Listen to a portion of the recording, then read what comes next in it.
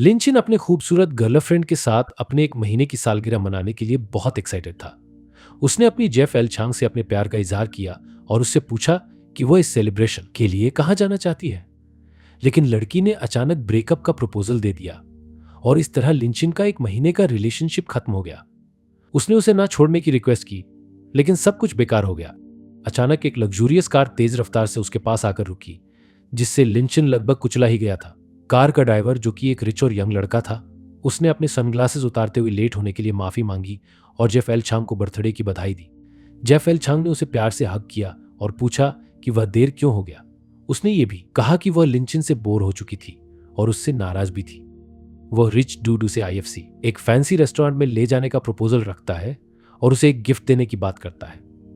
लड़की उसे टाइटली हग करती है और वो लड़का उसके बालों को छूते हुए कहता है कि लड़कियों को इम्प्रेस करने के लिए पैसों की जरूरत होती है, और उसने लिंचिन से कहा कि वह खुद को देखे और सोचे कि क्या वो उस खूबसूरत लड़की के लायक था। वो रिच डूड उस हॉट चिक को अपने साथ ले जाता है, जबकि लिंचिन पास में खड़ा था, हाथ में कुछ फ्लावर्स लिए हुए। पीछे से कुछ लड़के उसे देख रहे थे और आपस में गॉसिप करने लगे। एक लड़के ने दूसरे से पूछा कि क्या सामने वाला लड़का वही लिंचिन है जिसे सभी लिकिंग डॉग कहते हैं। उसने बताया कि लिंचिन ने उस खूबसूरत लड़की का दिल जीतने और उसे गिफ्ट्स देने के लिए अपनी पार्ट टाइम जॉब में ओवरटाइम किया था।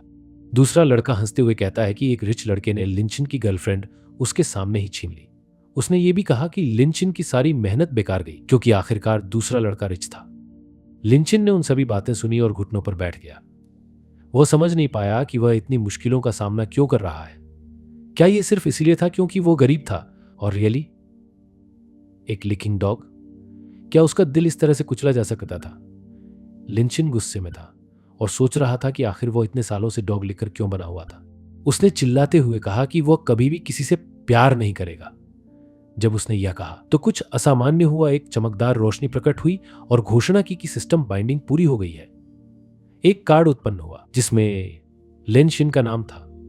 उसे 138 युआन की पर्सनल वेल्थ के साथ ट्रिलियन येन की राशि मिली। लिंचिन को समझ नहीं आया कि काउंटर अटैक गोल्ड और सिस्टम्स का क्या मतलब है। उसे एक भूरे रंग का कार्ड मिला जिसके चारों ओर सुनहरा बॉर्डर था।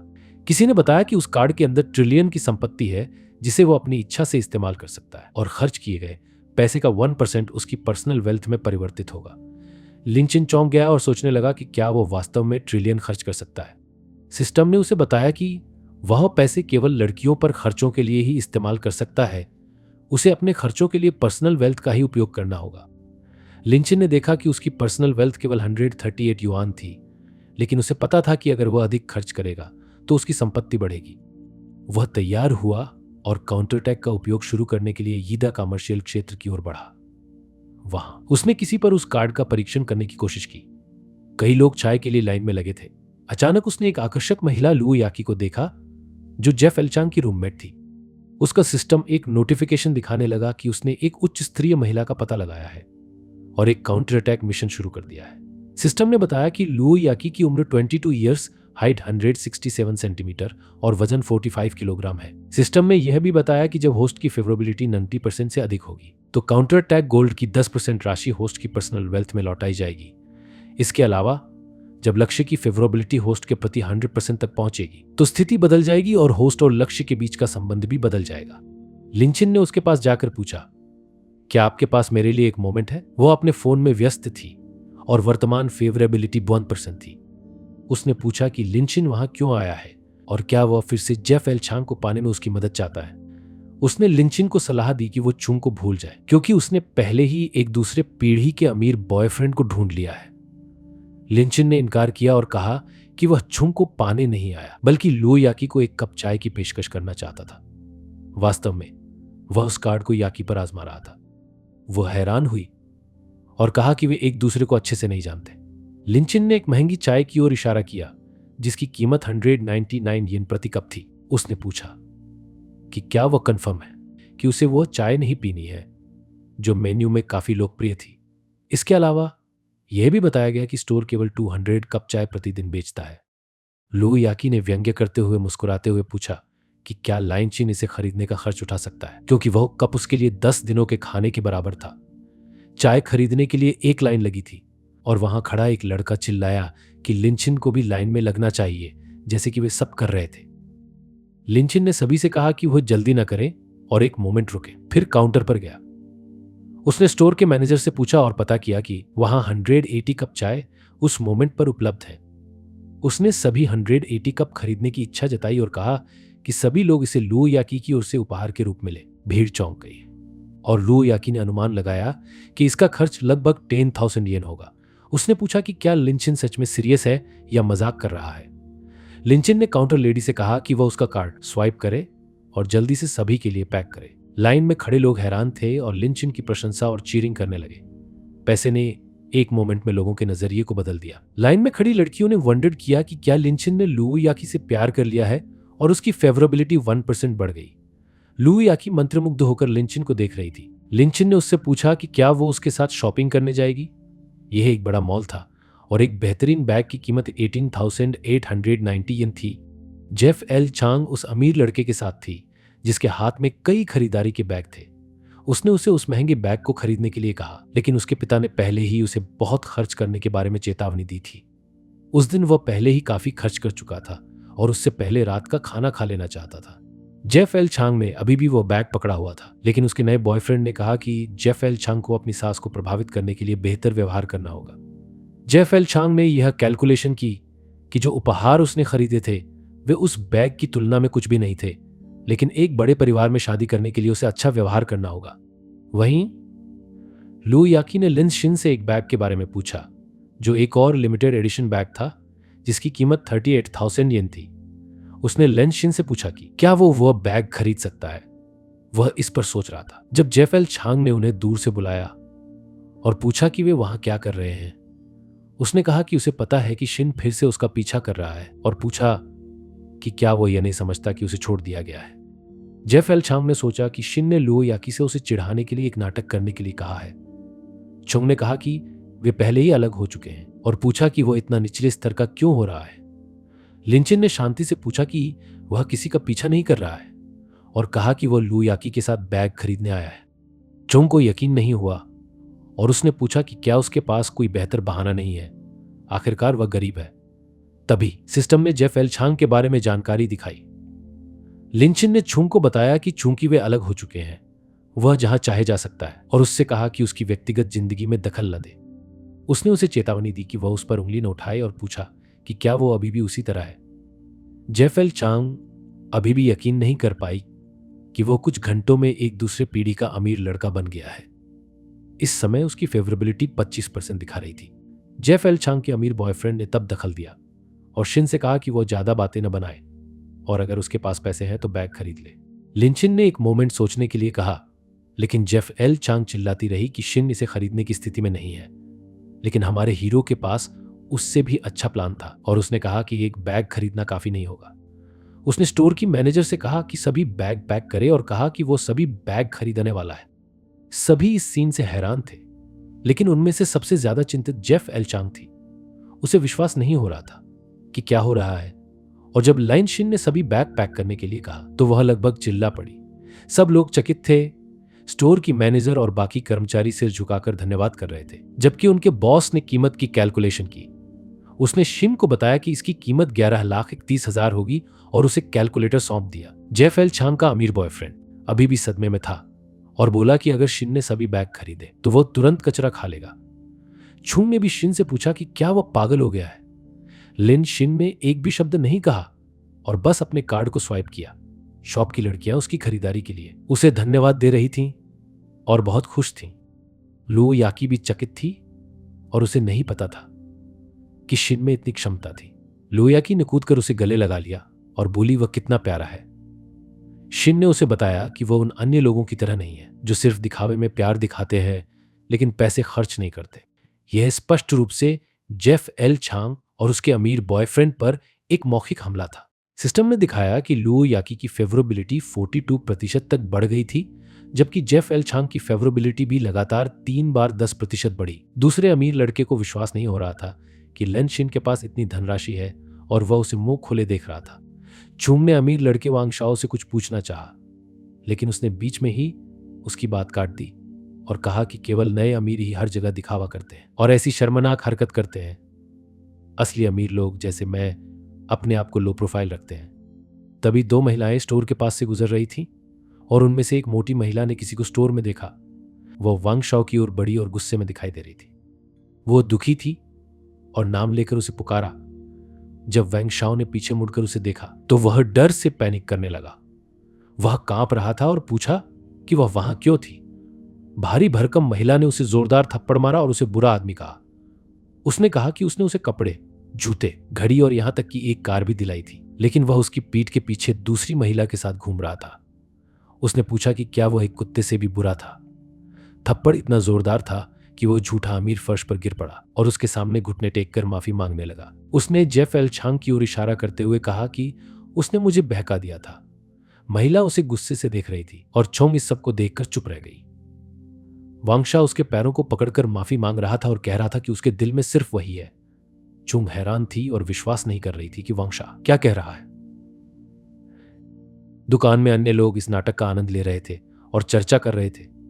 किसी ने तंज कसा कि शाओ ने भले ही कुत्ते की तरह कपड़े पहने हो, लेकिन उन्होंने नहीं सोचा था कि वह असल में एक कुत्ता होगा। सब लोग उसकी बेइज्जती पर हंस रहे थे। मोटी महिला ने शाओ से कहा कि वह तभी उसे माफ करेगी जब वह छुंग के चेहरे पर थप्पड़ मारे और उसे चेतावनी दे, और अगर उसने ऐसा नहीं किया तो वह उससे ब्रेकअप कर लेगी। छुंग गुस्से में खड़ी थी। वांग शाओ उठकर उसके पास जाकर उसे इतना जोरदार थप्पड़ मारा कि वह जमीन पर गिर पड़ी। वह घायल हुई, लेकिन शाओ को कोई परवाह नहीं थी। वांग शाओ ने उसकी गहनों की चैन को पकड़कर उसे कहा कि वह एक गोल्ड डिगर है जिसने दूसरों के बॉयफ्रेंड को लुभाया। उसने उसे यह भी बताया कि वो जो हार पहने हुए थी वह उसकी थी।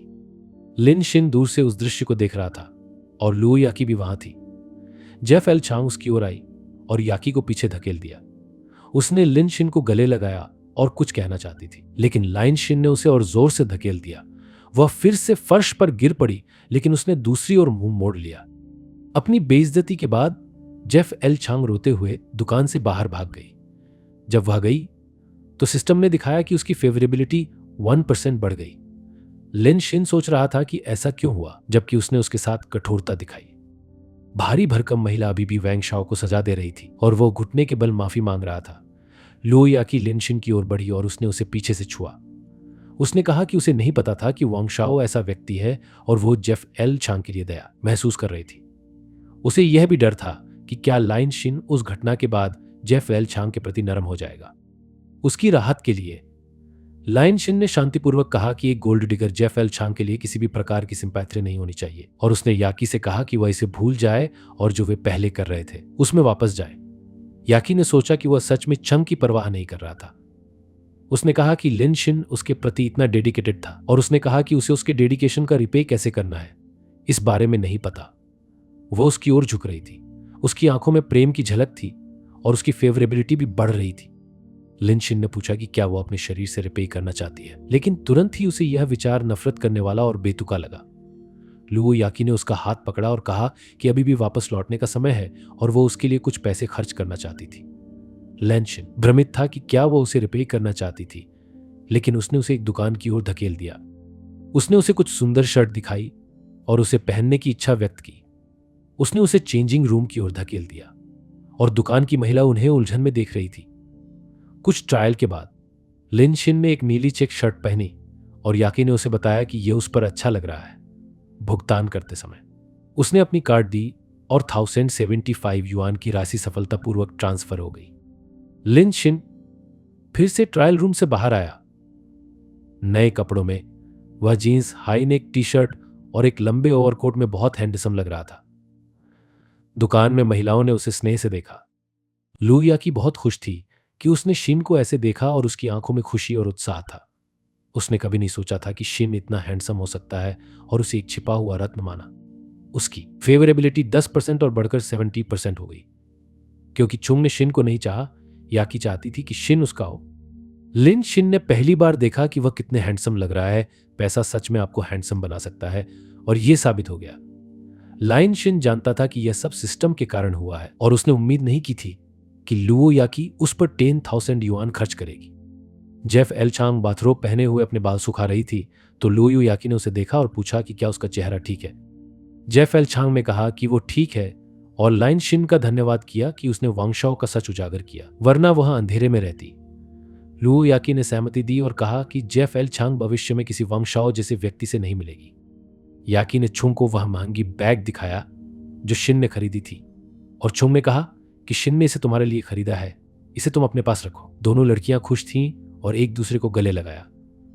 याकी ने कहा कि उसे लगा था कि छुंग को बुरा लगेगा, लेकिन छुंग ने आश्वासन दिया कि वे अच्छी बहनें हैं। हालांकि दोनों के भीतर की खुशी नकली थी और वे एक दूसरे को बुरा भला कह रही थी। चंग ने लिन शिन के साथ 1 महीने का रिश्ता साझा किया था और उसे याकी जैसी बाहरी व्यक्ति सहन नहीं थी। याकी उसे चरित्रहीन महिला मानती थी। शॉपिंग के बाद लिन शिन भी लड़कों के हॉस्टल लौट आया। वो लुओ याकी के साथ पूरे दिन खरीदारी करके थक गया था और सोचा कि क्या वो हर बार ऐसा ही करेगा जब वो किकिंग डॉग गोल्ड खर्च करेगा। उसने दूसरा तरीका खोजने का फैसला किया। जब वो सीढ़ियां चढ़ने वाला था, उसने 3 लड़कों को नीचे आते देखा।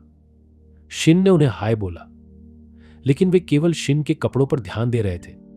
एक लड़का वोंग जिन चिल्लाया कि यह आउटफिट शायद शिन को बहुत महंगा पड़ा होगा।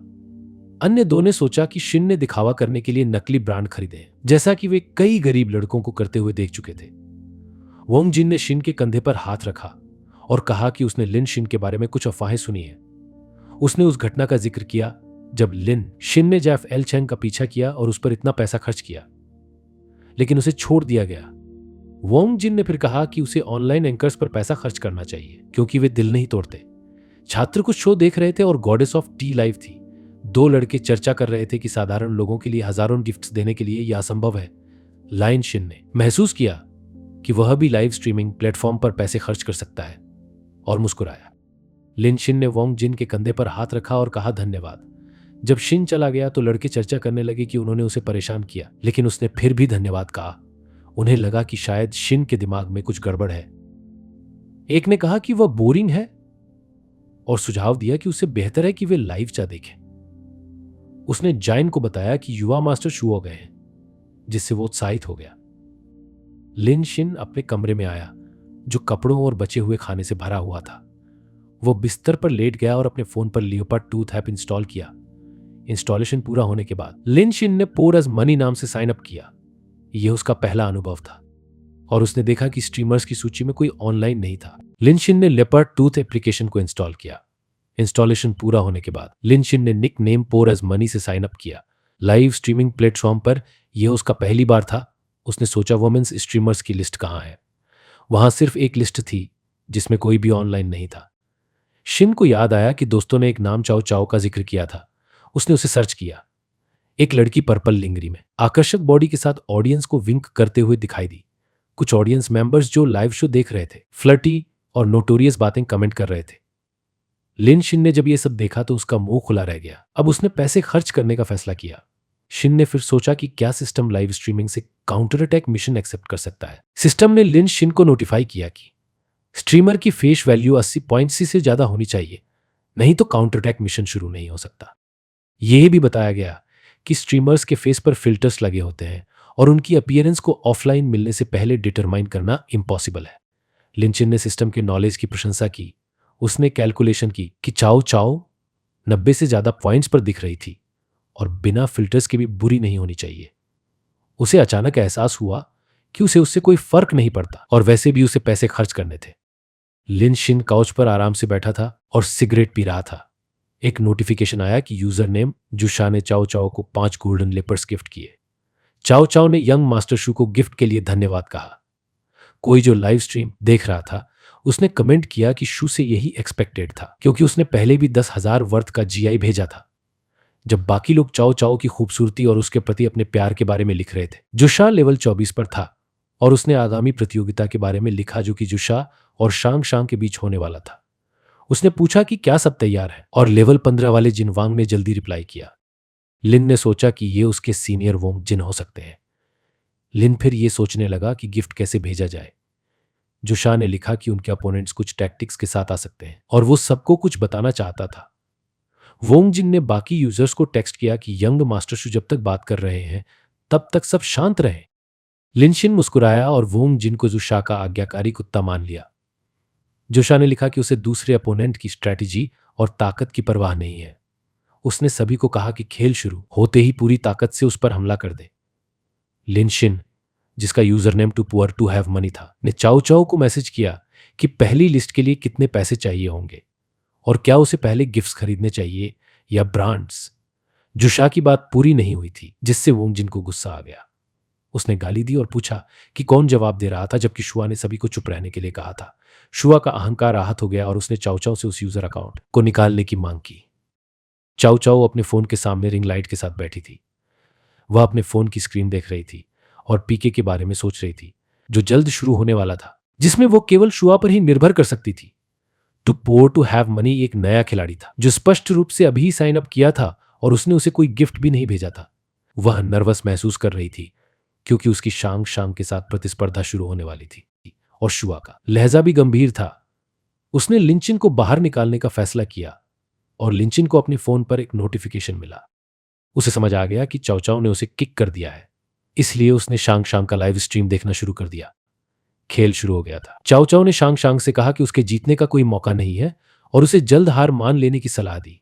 उसने वादा किया कि अगर वह जल्दी हार मान लेगी तो वह उसके लिए सजा को आसान बना देगी। शांग शांग, जो एक सफेद लिंजरी और बिल्ली के कान पहने एक सुंदर लड़की थी, ने अपने हाथ क्रॉस किए और चाओ चाओ से कहा कि उसके भी बहुत सारे फॉलोअर्स हैं और चाओ चाओ को चुप रहकर खेल तुरंत शुरू करने के लिए कहा।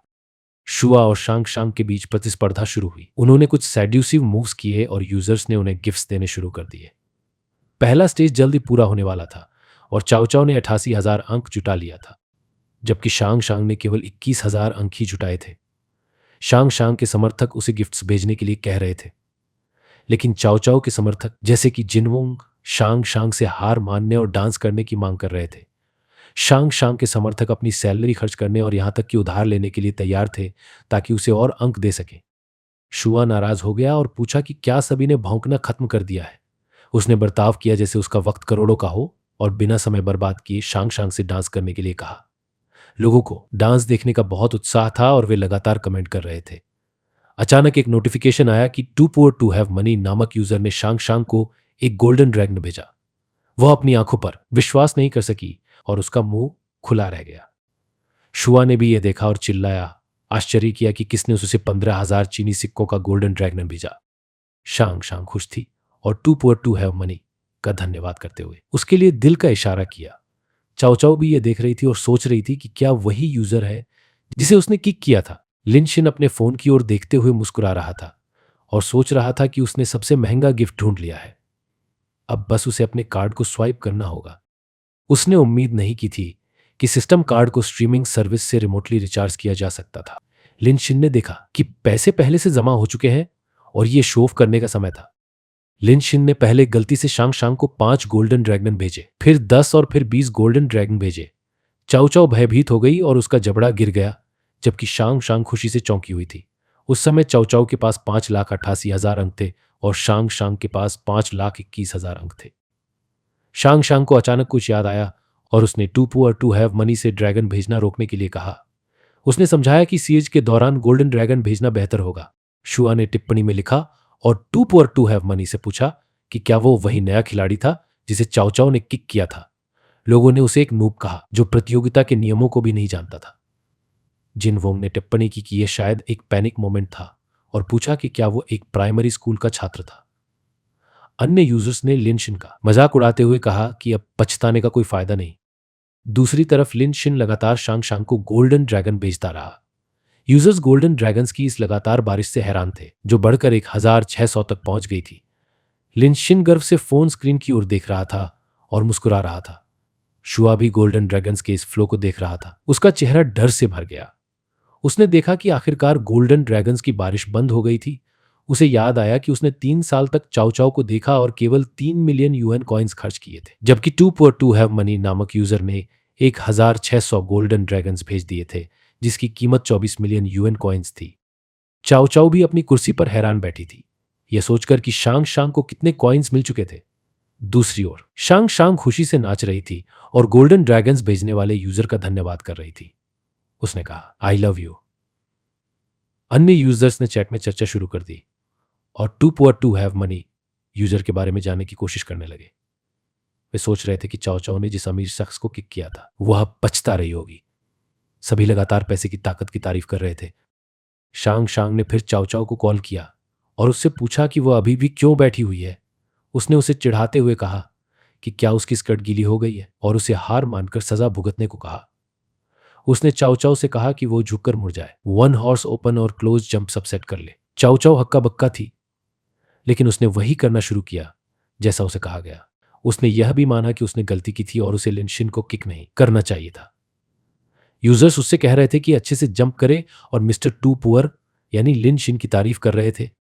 सजा के दौरान चाओ चाओ उस घटना के बारे में सोच रही थी और शुआ से नाराज थी। उसे 1600 गोल्डन ड्रैगन्स याद आए जो उसके हो सकते थे अगर शुआ वहां नहीं होता। वह थक कर एक टेबल पर लेट गई, लेकिन यूजर्स उसे और करने के लिए कह रहे थे। लिन शिन ने जो पैसे खर्च किए उसकी वजह से वह किंग लेवल 27 पर पहुंच गया था। उसने चाओ चाओ को 3 विकल्प दिए। पहला यह कि वह शुआ को कमरे से बाहर किक कर दे, दूसरा यह कि शुआ खुद ही कमरे से बाहर निकल जाए, और तीसरा यह कि शुआ खुद शहर पर हमला करे। उसने घोषणा की कि अब सिर्फ 20 सेकंड बचे हैं। अन्य यूजर्स लिनशिन से प्रभावित थे और कह रहे थे कि केवल 4 लोगों के पास किंग क्लास है और too poor to have money user इसका हकदार था। उस समय चाओ चाओ के पास 5,86,000 अंक थे और शांग शांग के पास 2,42,21,000। एक नोटिफिकेशन आया कि यंग मास्टर शुआ ने ब्रॉडकास्ट रूम छोड़ दिया। सभी ने पैसे की ताकत की चर्चा की और यह भी कि नया यूजर एक ही लड़ाई में कितना मशहूर हो गया था। प्रतियोगिता खत्म हो चुकी थी और विजेता शांग शांग घोषित की गई थी। सभी ने उसे बधाई दी और उसने लिन शिन का धन्यवाद किया जिसने उसे जीतने में मदद की थी। उस घटना के बाद लिन शिन के फोन पर ढेर सारे नोटिफिकेशंस आने लगे। उसे ढेरों लाइक्स, कमेंट्स, फैंस और मैसेज मिल रहे थे। जिन वोंग ने उसे मैसेज किया और बिना सोचे समझे उसका मजाक उड़ाने के लिए माफी मांगी। उसने यह भी पूछा कि क्या वे दोस्त या भाई बन सकते हैं। शांग शांग ने भी उसे धन्यवाद दिया और कहा कि उसे नहीं पता कि उसे कैसे धन्यवाद दे। उसने पूछा कि क्या वो उसे डायरेक्ट कांटेक्ट कर सकती है और उसका नंबर भेजा। चाओ चाओ ने भी मैसेज किया और कहा कि वो शुआ को किक करना चाहती थी, लेकिन उसने खुद ही स्ट्रीमिंग रूम से बाहर जाने का फैसला कर लिया। चाओ चाओ ने यह भी बताया कि लिन शिन की प्रोफाइल में लिखा था कि वह यानांग से है। उसने इसे एक संयोग माना और कहा कि वो फोटोशूट के लिए 2 दिन बाद वहां जा रही थी। उसने लिन शिन को मिलने का प्रस्ताव दिया और कहा कि वह उसे डिनर कराना चाहती है ताकि उसकी गलती सुधार सके, भले ही वो पी के हार गई थी। चाओ चाओ ने सोचा कि वह शांग शांग से बेहतर दिखती है और उसने कैलकुलेशन की कि अगर वो ऑफलाइन उससे मिलती है तो शायद वह उस पर पैसा खर्च करेगा। लिन शिन भी फोन देख रहा था और मुस्कुरा रहा था। उसे कुछ टास्क की चिंता थी। उसने सोचा कि जो मुआवजा उसे दिया गया था वह पर्याप्त नहीं था। फिर भी उसने चाओ चाओ के ऑफर को एक्सेप्ट कर लिया। चाओ चाओ ने खुशी से अपने फोन की स्क्रीन को चूमा और उसे मैसेज किया कि वो उसी दिन उससे मिलेगी और उस मुलाकात का इंतजार कर रही थी। उसने अंत में किसिंग इमोजी भी भेजी। अगली सुबह उजली थी और लिन शिन अंगड़ाई लेते हुए उठा। उसे याद आया कि उसने काफी समय से इतनी आरामदायक नींद नहीं ली थी। उसका फोन बजा और उसमें नया मैसेज था। सुबह के 7:35 हुए थे और उसने फोन उठाकर मैसेज देखा। कमरे के बाकी लड़के पहले ही उठ चुके थे और उसे नाश्ता करने के लिए बुला रहे थे। लिन शिन ऊपरी बंक पर था और उसने अपने साथियों से कहा कि वे उसके बिना ही जाएं। उसने उन्हें बताया कि एक लड़की उसके लिए नाश्ता लेकर आएगी। तीनों लड़के हैरान होकर पीछे मुड़े और वे आपस में लिन शिन की चर्चा करने लगे। एक लड़के ने कहा कि उसे उम्मीद नहीं थी कि शिन सुबह सुबह इतनी बकवास करेगा। दूसरे ने बताया कि लिन शिन का ब्रेकअप कल ही जेफ लेलचांग के साथ हुआ था। उसने यह भी कहा कि वो सोचता था कि लिन शिन का मूड अच्छा था क्योंकि रात को वह उसे ठीक दिखा। किसी ने पूछा कि शिन ब्रेकअप के बाद ठीक कैसे हो सकता है। एक लड़के ने सुझाव दिया कि वे लिन शिन को ड्रिंक्स के लिए लेकर जाएं ताकि वह पीकर अपनी टेंशन भूल सके। लिन शिन चुपचाप उस बातचीत का आनंद ले रहा था। लड़कियों के डोर्म के एंट्रेंस पर 4 लड़के पैकेजेस लेकर खड़े थे। उनमें से एक ने पूछा कि क्या वे भी नाश्ता देने आए हैं। उनमें से एक ने हामी भरी और कहा कि वह खास तौर से खूबसूरत लियू चुंग के लिए नाश्ता लेकर आया है। दूसरे ने कहा कि वह अपना पैकेज लू याकी को देगा। आखिरी वाले ने इसे महज एक इत्तेफाक बताया। एक लड़के ने पूछा कि क्या बाकी लोगों ने लियू चुंग की पिछली रात की स्टोरी देखी है। सबने सुना था कि चुंग को वांगशा ने धोखा दिया था। लड़कों ने इसे चुंग को जीतने का सुनहरा मौका माना। चुंग ने एक तस्वीर पोस्ट की थी जिसमें लिखा था, कल से नई जिंदगी, बीते हुए को अलविदा, अब कोई पुरानी यादें नहीं। दूसरी ओर लुओ याकी ने पोस्ट किया था कि जिसे मैं ढूंढ रही थी वो हमेशा मेरे पीछे था। एक लड़के को लगा कि याकी उसके बारे में बात कर रही है और उसने सबको बताया कि शायद उसने उसे नोटिस किया है क्योंकि वह हमेशा वहां था। वह वांग जिन था और उसके हाथ में एक बॉक्स था। वांग जिन ने पूछा कि उनमें और लिकिंग डॉग लिनशिन में क्या फर्क है। उसने पूछा कि क्या उन लड़कों को उसकी कहानी पता नहीं है, और कहा कि याकी कभी भी लिकिंग डॉग के साथ नहीं जाएगी। लड़के ने पूछा कि लिन कौन है, तो दूसरे ने समझाया कि वो वही लड़का है जो 3 साल से लियू चुंग के पीछे दौड़ रहा था। एक लड़के ने पूछा कि क्या उनके सीनियर वांग जिन लुओ याकी को नाश्ता देने नहीं आए। जिन ने उन पर हंसते हुए पूछा कि क्या इसे नाश्ता कहा जाएगा। उसने अपना हाथ ऊपर उठाया और उस बॉक्स को दिखाया। उसमें मिल्क कैब्ड light sweet low calorie macaron था, जो उसने एक फ्रेंच रेस्टोरेंट से खरीदा था। उस नाश्ते की कीमत 600 येन प्रति सर्विंग थी, और लड़कों ने सहमति जताई कि यह काफी महंगा था। वांग जिन ने बाकी लड़कों का मजाक उड़ाया जो अपनी बारी का इंतजार कर रहे थे, और कहा कि लड़कियों को इंप्रेस करने के लिए पैसा खर्च करना पड़ता है। उसने यह भी कहा कि अगर कोई सिर्फ $10 रोज खर्च करे तो लड़की उसे कंजूस समझेगी। उसने उन्हें एक ट्रिक दी कि लड़कियों को पाने के लिए रोज सैकड़ों हजारों डॉलर खर्च करने चाहिए। वांग जिन अपने जूनियर्स को गाइडेंस दे ही रहा था कि किसी ने चिल्लाकर बताया कि लड़कियां आ चुकी हैं। लियू चुंग और लुओ या कि हाथों में हाथ डाले सीढ़ियों से नीचे आ रही थीं और मुस्कुरा रही थीं।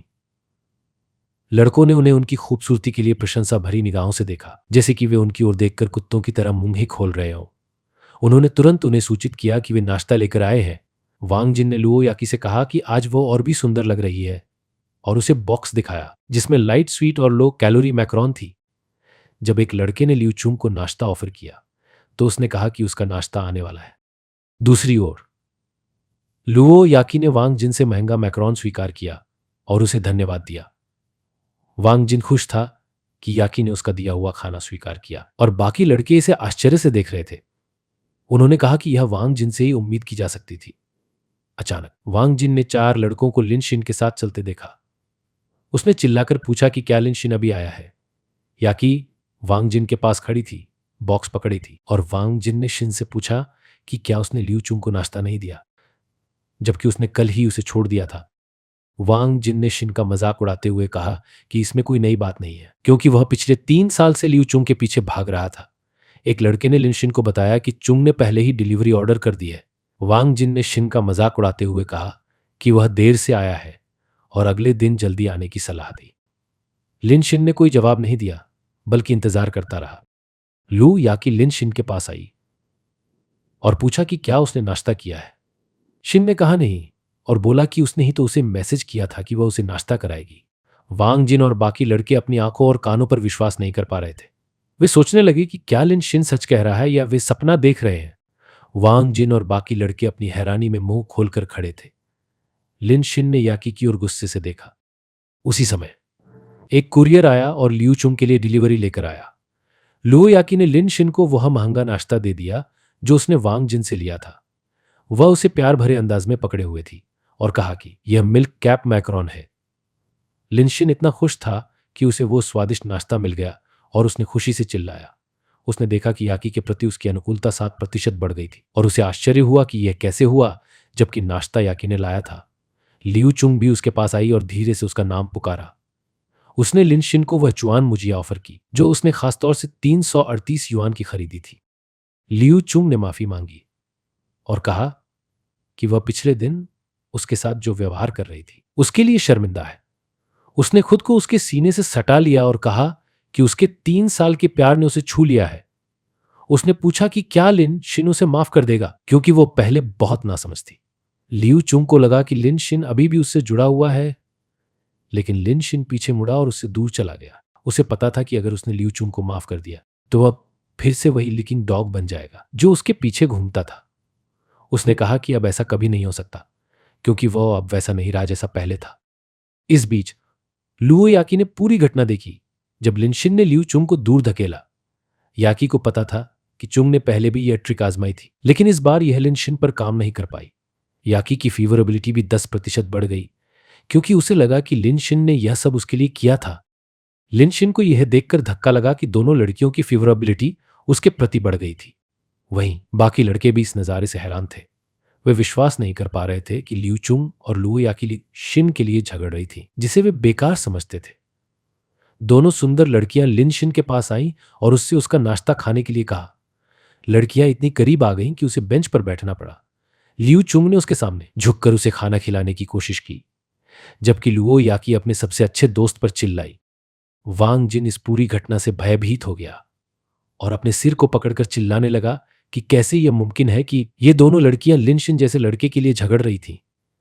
जब लड़कियों ने उसे खाना खिलाने की कोशिश की तो लिनशिन ने अपनी बीच की उंगली उठाई और कहा कि उसने उस उंगली से फोन पर 1600 बार क्लिक किया है।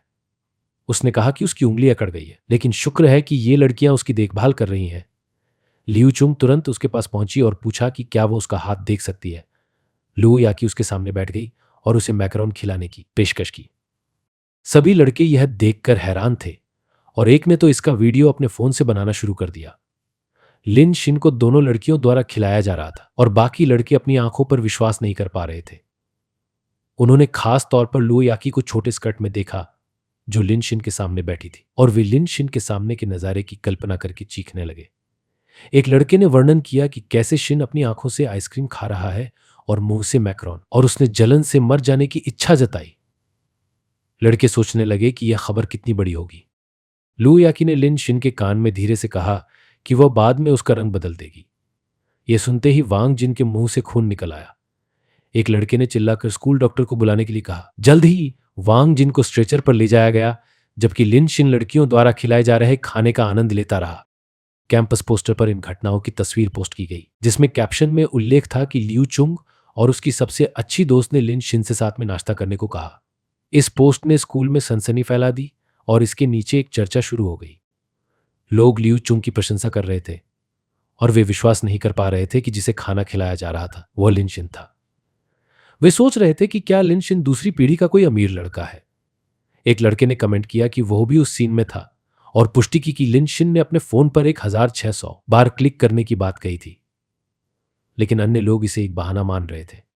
इस बीच कैंपस बार पर एक और पोस्ट थी जिसमें स्ट्रीमर चाओ चाओ और शांग शांग के बीच चल रही प्रतियोगिता के बारे में बात की गई थी। उसमें बताया गया कि लेपर्ड टूथ पर एक लड़की को 24 मिलियन के गिफ्ट मिले थे। इस खबर पर भी लोग जमकर चर्चा कर रहे थे। गोल्डन कार्ड की मदद से खर्च कर लिन सिन दोनों लड़कियों का दिल जीत लेता है।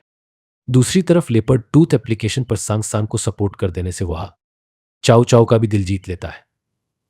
कंपटीशन खत्म होने के बाद चाओ चाओ ने उसे सॉरी बोला और बताया कि वह उसके शहर में 2 दिन बाद आ रही है और उसे मिलने के लिए बुलाया। दोनों लड़कियां लू याकी और जेफ अल चांग लिन सिन को अपनी तरफ करने के लिए हर प्रयास कर रही थी और वे दोनों लिन सिन को सुबह सुबह दूसरों लड़कों द्वारा अपने लिए लाए गए नाश्ते को जबरदस्ती लिन सिन को खिलाती है। फिर लिन सिन के एक दोस्त ने उस पर चिल्लाते हुए उसे अपने फोन की ओर इशारा किया और कहा कि वो न्यूज में है। उसने यह भी बताया कि जर्नलिज्म डिपार्टमेंट उसका इंटरव्यू करना चाहता है और यहां आ रहा है। लिन सिन ने गुस्से में पास्ता थूकते हुए कहा कि ऐसा होना संभव नहीं है और भाग गया। जेफ लेचोंग और लू याकी ने उसे रोकने की कोशिश की, लेकिन वह नहीं रुका। जब वह चला गया, लू याकी ने छोंग पर चिल्लाया। उसने कहा कि लिन सिन असल में एक लो की रिच जनरेशन से था जो दिखावा पसंद नहीं करता। उसने छोंग को ब्लेम किया कि उसने इसे बड़ा न्यूज बना दिया और उसे दुखी कर दिया। जेफ एल चंग ने कहा कि यह असल में लू याकी की गलती थी क्योंकि उसने वोंग जिन को खून की उल्टी करने पर मजबूर कर दिया। लिन सिन एक दीवार के पीछे छिपा हुआ था और लड़कों को देख रहा था। वह उम्मीद कर रहा था कि उन रिपोर्टर्स ने उसका पीछा नहीं किया है। दूसरी ओर चाओ चाओ ने अपनी आइसक्रीम खाते हुए एक फोटो भेजी। उसने उसे बताया कि वह उस रात 7:30 बजे यानजंग की एयरपोर्ट पर पहुंचेगी और पूछा कि क्या लिन सिन उसे लेने आएगा। वह यह पढ़कर खुश हुआ और एक टूल के बारे में सोचने लगा जिससे वह पैसे खर्च कर सके। वो चाओ चाओ से मिलने के लिए एयरपोर्ट टर्मिनल की ओर देख रहा था। यात्री चल रहे थे और अपने सूटकेस खींच रहे थे। लिनसन अपने फोन में चाओ चाओ के बारे में सोच रहा था। उसने उसे बताया था कि वह पहले ही एयरपोर्ट पहुंच चुकी है, लेकिन उसने उसे नहीं देखा। उसे लगा कि शायद वह बिना फिल्टर के पहचानी नहीं जा रही। अचानक उसने एक लड़के को एक लड़की से बात करते हुए सुना जो उसे चाओ चाओ कहकर संबोधित कर रहा था। उसने पूछा कि वो कहां जा रही है और अपनी बेंटा कार में उसे साथ चलने का ऑफर दिया। लड़की ने ऑफर ठुकरा दिया, लेकिन वो लड़का उसे मजबूर कर रहा था। लिनसिन ने पीछे मुड़कर देखा और पाया कि वह सच में वही चाओ चाओ है जिसकी उसे तलाश थी। उसने उसके और उस लड़के के बीच खड़े होकर एक बैरियर बनाने के लिए अपना हाथ बढ़ाया। लिन ने कहा कि चूंकि जब लड़की जाने के लिए तैयार नहीं है तो तुम्हें उसे छोड़ देना चाहिए। लड़का इस दखल से खुश नहीं था और लिन से कहा कि वह अपने काम से काम रखे और बताया कि वह उसका फैन है। अचानक चाओ चाओ ने लिनसिन को पहचाना और पूछा क्या वो मिस्टर चेन है। चाओ चाओ अपना फोन दिखाया और कहा कि लिन के कपड़े उसी तरह के हैं जैसे वीएक्स में दिख रहे थे। लिन ने पुष्टि की कि हाँ वो वही है, और दूसरा लड़का चौंक गया। उसने अपना सिर झुकाया और लिन को पहले न पहचानने के लिए माफी मांगी। चाओ चाओ ने लिन के साथ चलते हुए उसे बचाने के लिए धन्यवाद कहा और उसका हाथ पकड़ लिया। चाओ चाओ दूसरे लड़के के बारे में सोच रही थी कि कुछ गिफ्ट्स देकर कोई कैसे सोच सकता है कि मैं उसकी कार में बैठ जाऊंगी।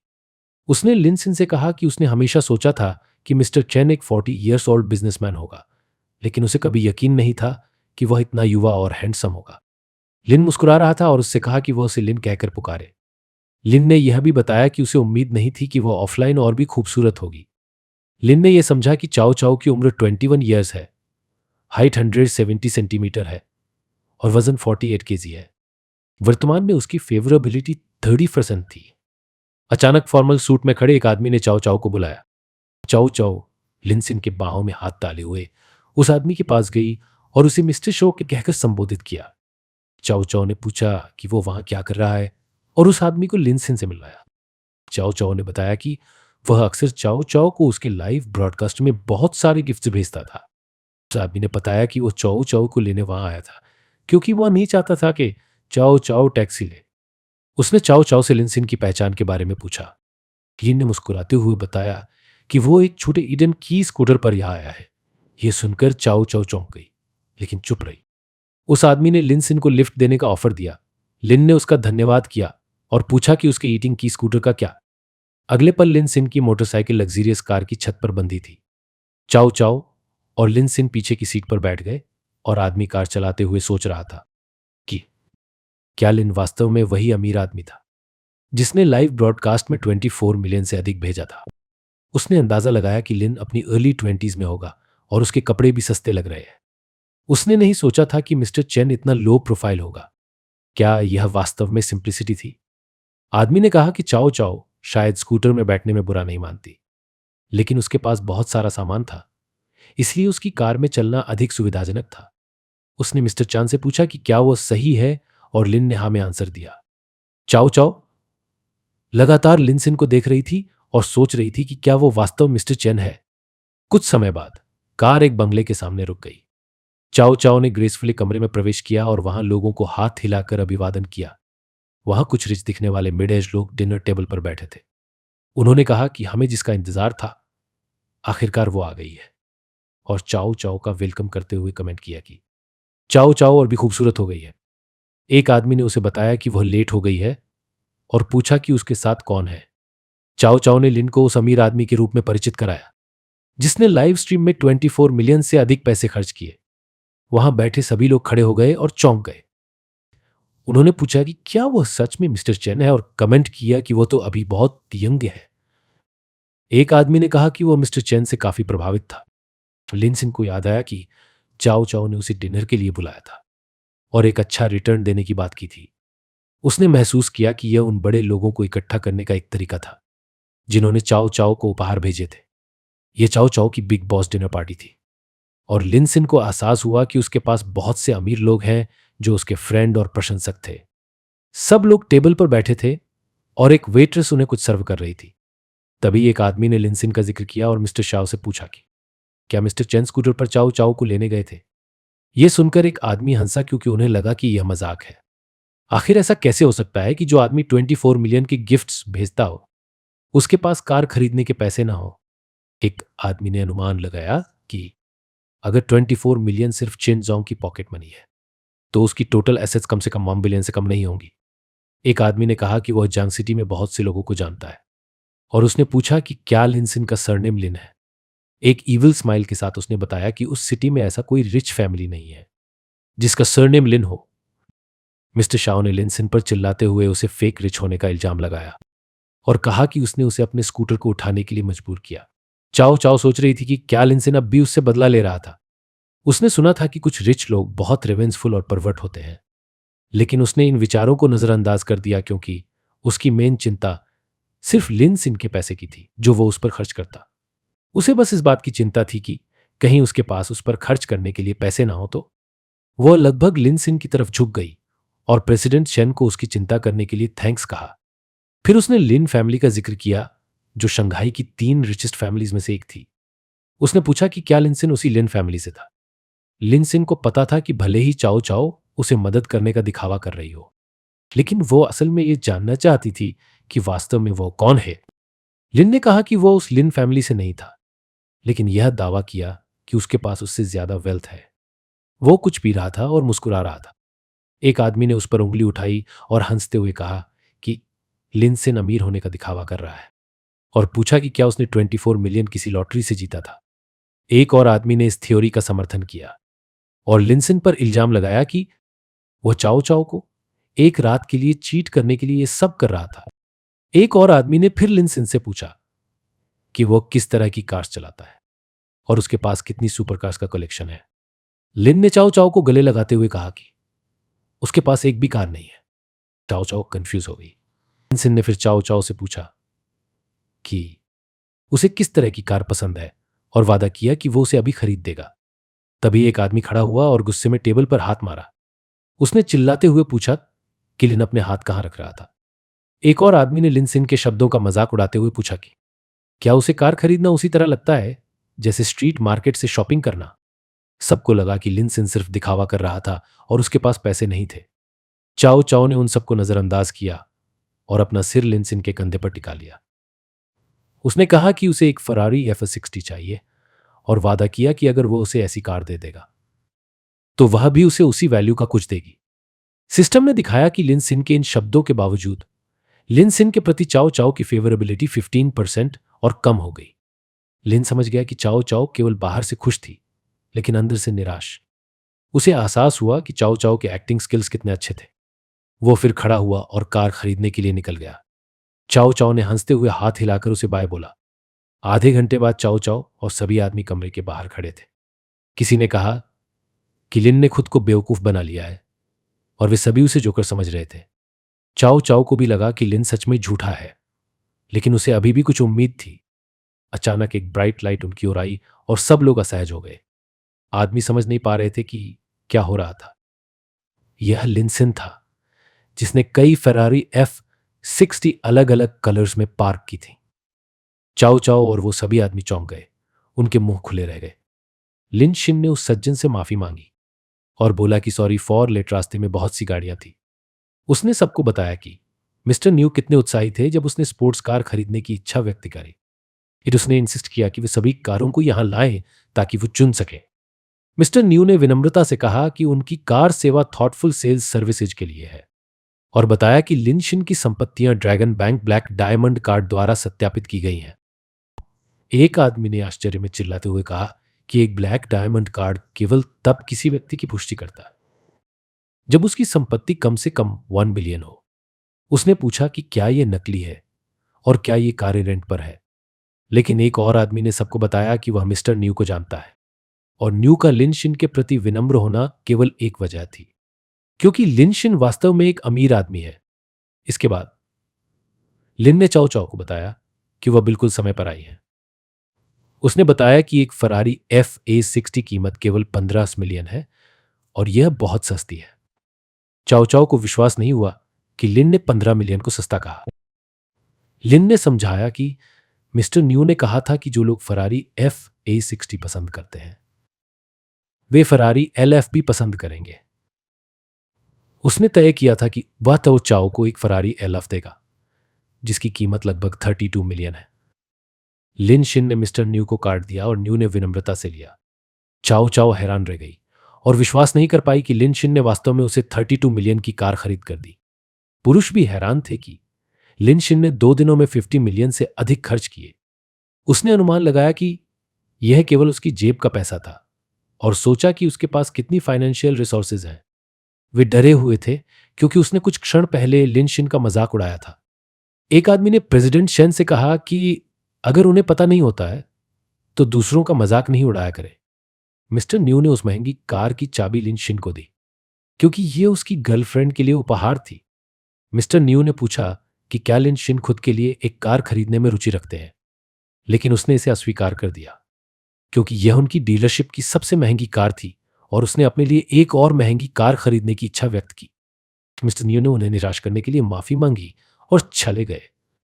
चाओ चाओ इतनी खुश थी और उसने लिन को धन्यवाद दिया कि उसने उसे उसका सपनों का कार दिया। उसकी आंखें आंसुओं से भर गईं और उसने कहा कि उसने इसकी उम्मीद नहीं की थी। लिन ने कहा कि कोई बात नहीं, क्योंकि उसके लिए यह केवल थोड़ा पैसा था। चाओ चाओ ने उन्हें प्रशंसा के साथ देखा और उसकी फेवरेबिलिटी 50% बढ़ गई। उसने सोचा कि लिन शिन ने ट्रेंड का फायदा नहीं उठाया और चाओ चाओ से समकक्ष लाभ देने के लिए नहीं कहा। अन्य पुरुष लिन के पास आए और अपने बुरे व्यवहार के लिए माफी मांगने लगे और इसे एक गलतफहमी कहा। प्रेसिडेंट चेन ने खुद को अंधा कहा और उन सभी अमीर और बूढ़े लोगों ने लिन से माफी मांगी। प्रेसिडेंट शेन ने यह भी बताया कि उन्होंने लिन शिन की महंगी कार खरीदने की इच्छा के बारे में सुना है। उन्होंने यांग जांग सिटी में अपनी सबसे बड़ी कार बिक्री कंपनी का उल्लेख किया और विनम्रता से लिन शिन से माफी मांगते हुए उसे एक अच्छा डिस्काउंट देने की बात किया। तो लिन को सिंसियर अपॉलॉजी से देखने लगे। दूसरी ओर चाओ चाओ ने लिन शिन का हाथ थाम लिया और उससे टेस्ट ड्राइव के लिए चलने का अनुरोध किया। लिन ने सवाल किया कि वो खुद क्यों नहीं जाती। चाओ चाओ ने कहा कि उसने उसे रिपे करने का एक तरीका सोच लिया है। उसने फुसफुसाते हुए कहा कि चूंकि उसका उपहार बहुत बड़ा था, इसलिए वो इसे एक बार में नहीं दे पाएगी और पूछा कि क्या वो इसे किस्तों में कर सकती है। उसने यह भी बताया कि पहले भुगतान के लिए उन्हें कहीं जाना चाहिए। लिन शिन यह सुनकर शर्मा गया। उसने सोचा था कि चाओ चाओ जैसी प्रसिद्ध एंकर मेहनत करेगी और उसकी जिज्ञासा जाग उठी। वह उन लोगों को पीछे छोड़ते हुए चाओ चाओ के साथ वहां से जल्दी चला गया। चाओ चाओ ने लिन शिन को एक पेन दिया और पूछा क्या वो उसके थाई पर अपना नाम लिख सकता है। लिन शिन ने उसकी मिनी स्कर्ट को थोड़ा ऊपर उठाया और एक दिल के साथ इलास्टिक बैंड देखा। वह चकित हो गया और उसकी आंखें चौड़ी हो गईं जब उसने देखा कि उसकी जांघ पर एक सॉरी नोट लिखा हुआ था। चाओ चाओ ने कहा कि ये वो इंस्टॉलमेंट है जो उसे किस्तों में चुकानी है। उसने कहा कि वो हर बार इंस्टॉलमेंट करते समय उस पर नोट बनाएगी। उसने अपने चमकदार होठों की ओर इशारा किया और पूछा क्या लिन शिन संतुष्ट है। लिन ने कहा कि यह काफी संतोषजनक था और उन्होंने अपनी कार गार्डन होटल की ओर बढ़ाई। चाओ चाओ ने लाइव होकर अपनी नई फेरारी दिखाना शुरू किया। उसने बताया कि वह यान जिंग सिटी गई थी और लिन शिन ने उसे वो कार दी थी। कुछ लोग इस पर विश्वास नहीं कर पाए और कमेंट किया कि यह डुप्लीकेट 2 मिलियन की फेरारी है। किसी ने लड़के को मूर्ख कहा और स्पष्ट किया कि कार फेरारी इलेफी है जिसकी कीमत 32 मिलियन है। उन्होंने चर्चा की कि मिस्टर चैन अब चाओ चाओ के साथ है, लेकिन कुछ लोगों ने संदेह किया और कहा कि उसे केवल कुछ करोड़ों में नहीं हासिल किया जा सकता क्योंकि उसे गॉडेस चाओ चाओ कहा जाता है। कुछ लोगों ने इस पर हाँ बोलते हुए इसे सही कहा और बोले कि यह सैकड़ों मिलियन में हो सकता है। जब चाओ चाओ लाइव स्ट्रीमिंग में व्यस्त थी, लिन शिन प्रेसिडेंट केन के साथ बात कर रहा था। उन्होंने लिन शिन से कहा कि उस सिटी में टाइकून का एक समूह है। उन्होंने बताया कि दुनिया के सबसे अमीर बच्चों को मिस्टर चेन के बारे में जानने की इच्छा थी। लिन शिन ने सहमति जताई और लिन को उस समूह में शामिल करने के लिए कहा। प्रेसिडेंट शेन ने लिन की सरलता की प्रशंसा की। लिन ने अपने फोन पर वाइब्रेशन महसूस किया और कॉल उठाई। यह उसका दोस्त लाओली था। उसने लिन को बताया कि अगले दिन लिन सिटी में एक क्लास रियूनियन होने जा रहा है। लाओली ने पूछा क्या लिन साथ चलेगा और लिन ने हाँ कर दिया क्योंकि उसके पास करने के लिए कुछ नहीं था। लाओली ने उसे जोंग यूनिवर्सिटी के साहित्य विभाग की जिया शुआन के बारे में भी बताया। उसे एक फूल माना जाता था और वो भी उस रियूनियन में जाली। हालांकि वो लिन की क्लासमेट थी, पर लिन शिन ने कभी उससे बात नहीं की। उसे बस इतना पता था कि वो बहुत अमीर परिवार से है। लिन शिन ने अगले दिन उस रियूनियन में शामिल होने के लिए सहमति जताई। अगले दिन लिन शिन मेरिडियन नामक एक 5 स्टार होटल में अपने स्कूटर से पहुंचा। लाओली ने लिन शिन की ओर हाथ हिलाया और उसने पार्किंग की जगह के बारे में पूछा, लेकिन लाओली को भी पता नहीं था। अचानक स्कूटर से कुछ शोर और धुएं निकलने लगे। शिन शिन ने इसे लात मारने की कोशिश की और चिल्लाया कि क्या गलत है। फिर उसे याद आया कि पिछले रात मिस्टर जियाओ ने उसका स्कूटर पकड़ रखा था। जियाओ ने कहा कि वह मिस्टर चेन के साथ व्यापार करने की उम्मीद करता है। उसने लिन को एक लिफ्ट देने में सम्मान माना और कहा कि उसे उम्मीद नहीं थी कि लिन एक छात्र होगा। यह तब हुआ जब चाओ चाओ ने कहा कि वो शूटिंग के बाद उससे मिलेगी। लिन शिन ने सोचा कि उसके स्कूटर को मिस्टर जियाओ ने नुकसान पहुंचाया है और उसने इसके लिए मुआवजे की योजना बनाई। लाओली, जो लिन शिन की संपत्ति के बारे में अनजान था, ने सोचा कि मिस्टर जियाओ कोई सामान उठाने वाला है। एक काला लग्जरी कार रुकी और लिन शिन को चिल्लाकर बताया कि उन्होंने एक दूसरे को काफी समय से नहीं देखा था। यह फेंग बिलियन था, जो अमीर था, जिसने लिन शिन से पूछा कि क्या उसका स्कूटर खराब हो गया है। लिन उसे पिछले रात की घटना के बारे में बताना चाहता था, लेकिन उसने अपनी गलती के लिए खुद को दोषी ठहराया। फेंग बिलियन हंस रहा था और कहा कि मेरिडियन होटल में स्कूटर के लिए कोई पार्किंग नहीं थी। फेंग बिलियन ने कहा कि उसने बिना ये सोचे समझे ये जगह चुनी कि कुछ स्टूडेंट स्कूटर भी चलाते हैं, और अगली बार ध्यान देने का वादा किया। कार से बाहर निकलकर फेंग बिलियन ने चाबियां होटल के वैले की तरफ फेंकी। छात्रों ने उसे घेर लिया और पूछा कि उस पोर्श की कीमत कितनी मिलियन है। एक लड़की ने जियाओ जांग के सवाल पर उससे पूछा कि क्या उसे नहीं पता था कि होटल फेंग बिलियन के परिवार द्वारा चलाया जाता है। जियाओ जांग ने कहा कि हालांकि उसे पता था कि फेंग बिलियन अमीर है, लेकिन उसे उम्मीद नहीं थी कि वह इतना अमीर है। एक लड़के ने फेंग बिलियन की प्रशंसा शुरू की और सभी को बताया कि मेरिडियन की कीमत 300 मिलियन से अधिक होगी। उसने कहा कि भले ही अमीर है, लेकिन वह लिन शिन से बहुत ही हम्बल तरीके से बात किया। फेंग बिलियन जैसा कोई नहीं। लिन शिन दूसरी ओर अपने स्कूटर को पार्क करने की जगह देख रहा था। इस बीच लू याकी ने उसे फोन किया और पूछा कि क्या वह रात को एक साथ खाना चाहता है। लिन शिन ने उसे बताया कि वह हाई स्कूल रियूनियन में है और सुझाव दिया कि अगले दिन ट्राई करते हैं। उसके पास वास्तव में केवल 2000 बचे थे। लू याकी ने कहा कि अगले दिन अच्छा रहेगा क्योंकि वो कुछ दिन अवेलेबल नहीं रहेगी। लिन ने सोचा कि शायद कुछ रिश्तेदार उससे मिलने आएंगे, और लिन ने उसे बस कहा कि वह अपने शरीर का ख्याल रखे और गर्म पानी पिए। लू याकी उसकी देखभाल से अट्रैक्टेड हुई और उसकी फेवरेबिलिटी 2% बढ़कर 91% हो गई। लिन ने काउंटर अटैक का पहला टास्क पूरा किया और काउंटर अटैक गोल्ड्स में 10% की वापसी हो गई जो उसने खर्च किए थे। उसके पर्सनल अकाउंट में पैसे वापस आ गए। लिन शिन उन शब्दों के जादू से चकित था, लेकिन उसने सोचा कि 1.13 मिलियन बहुत कम है। उसने व्यक्तिगत धन प्राप्त करने के लिए अधिक खर्च करने का निर्णय लिया। उसने अपने सिस्टम में पर्सनल डिटेल पैनल खोला, जिसमें उसका नाम लिनसिन, उम्र 22 और ताकत, फुर्ती, शारीरिकता और बुद्धि के लेवल से दिखाए गए। उसे सभी विशेषताओं में एक स्तर ऊपर उठाने के लिए +1 का इनाम मिला और एक स्किल चुनने का मौका मिला। इसके बाद वो लेवल 2 पर पहुंचा और अपने शरीर में बहुत अच्छी गर्मी महसूस की। फिर उसने सिंगल ड्रॉ मिरेकल चुनने के लिए आगे बढ़ा, जहां उसे 3 विकल्प दिए गए। सिस्टम ने उसे सूचित किया कि उसे 3 प्रिसिलेक्टेड रूप से उत्पन्न स्किल में से एक स्किल चुनना होगा, इससे पहले कि उल्टी गिनती समाप्त हो जाए। और घड़ी ने उल्टी गिनती शुरू कर दी, जो 7 आवर्स 59 मिनट्स और 59 सेकेंड्स थे। उसे 3 ऑप्शंस दिए गए थे। सिस्टम ने उसे बताया कि उसे 3 रैंडम स्किल्स में से एक सिलेक्ट करनी होगी काउंटडाउन खत्म होने से पहले। घड़ी चालू हो गई और 8 घंटे बाकी थे। पहली स्किल थी एप्रिसिएशन ऑफ कल्चरल रिलिक्स, मतलब पुरानी और एंटिक चीजों की समझ। दूसरी स्किल थी 5 विप्स ऑफ लाइटनिंग्स, जो उसे फेमस होने की 5 वजह दिला सकती थी। और आखिरी थी singing and dancing rap skill. लिनसेन इन स्किल्स को देखकर निराश हो गया, क्योंकि इनका रोजमर्रा की लाइफ में कोई यूज नहीं था। अचानक उसे अपनी रियूनियन पार्टी याद आई और उसने पहले वहां जाने का फैसला किया। स्कूटी पार्क करने में उसे जो दिक्कतें हुई थीं, उन्हें याद करके उसने कार खरीदने का सोचा, लेकिन वो अपने लिए पैसे यूज नहीं कर सकता था। जब लिंसन कमरे में दाखिल हुआ तो सब लोग एक गोल टेबल के चारों ओर बैठे थे। सीट लेते हुए लिन ने लावली से जिया शिवान के बारे में पूछा। रिच फेंग बिलियन ने बीच में ही टोकते हुए तंज कसा कि जिया शिवान का लिनसिन से कोई लेना देना नहीं था। उसने समझाया कि जिया शिवान लिटरेचर डिपार्टमेंट की सबसे आकर्षक लड़की थी और उसका परिवार बहुत अमीर था।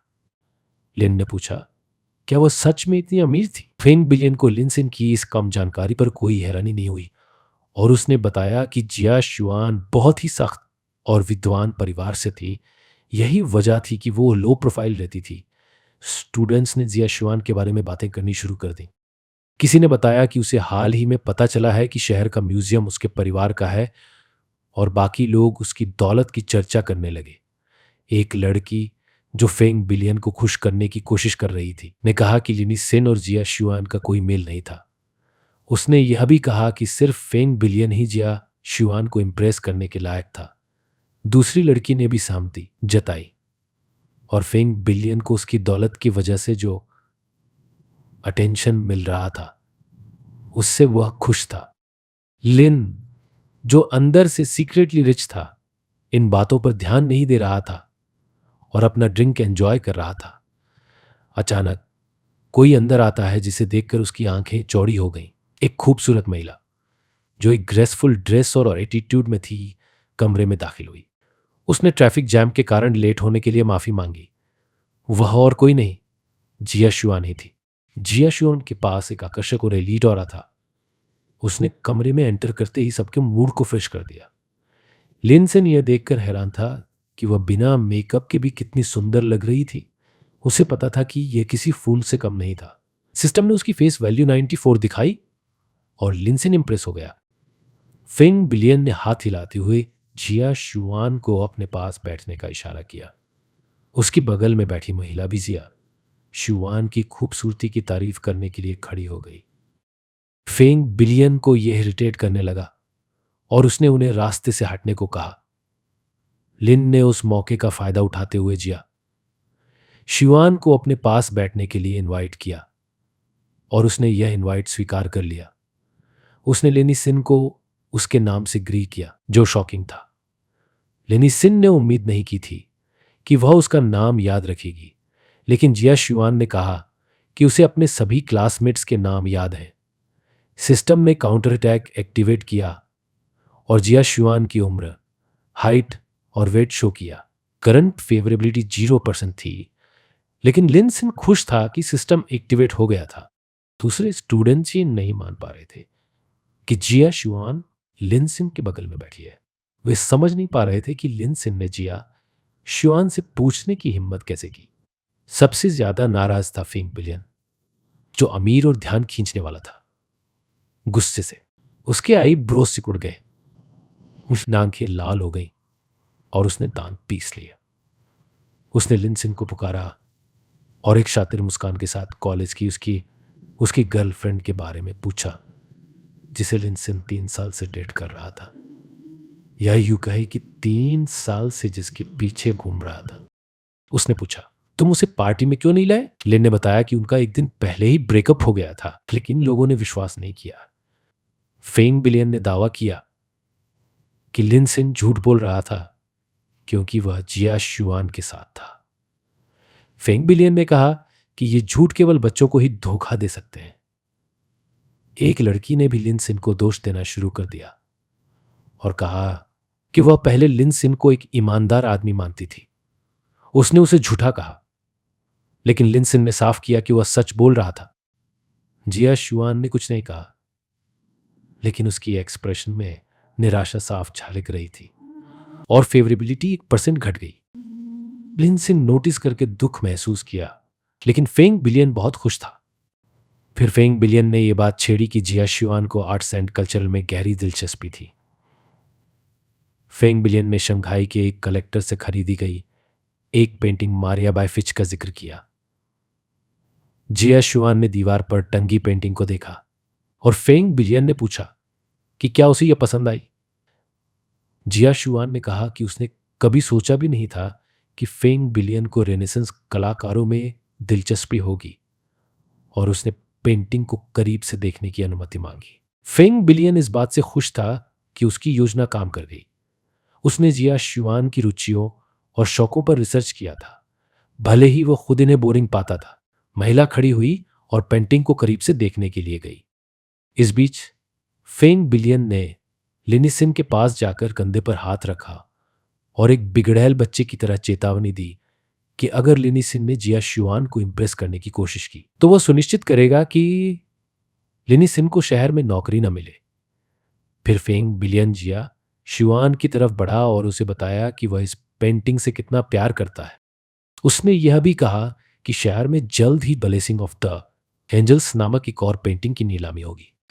अचानक लिनिसिन खड़ा हुआ और पूछा कि क्या वह भी पेंटिंग देख सकता है, क्योंकि उसे भी बिग विच की पेंटिंग्स में दिलचस्पी थी। लिनिसिन ने कल्चरल रिलिक्स एप्रिसिएशन स्किल चुनी थी और वह पेंटिंग की ओर बढ़ गया।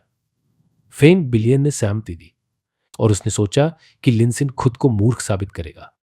फेंग बिलियन ने पेंटिंग लिनिसिन को सौंप दी और जिया शुआन ध्यान से उसे देख रही थी। फेंग बिलियन ने लिनिसिन से कहा कि वो पेंटिंग को चेक करे और अपनी राय बताए। Cultural relics appreciation skill activate हो गई और लिनसिन ने समझ लिया कि क्या करना है। उसने पेंटिंग को नकली बताया।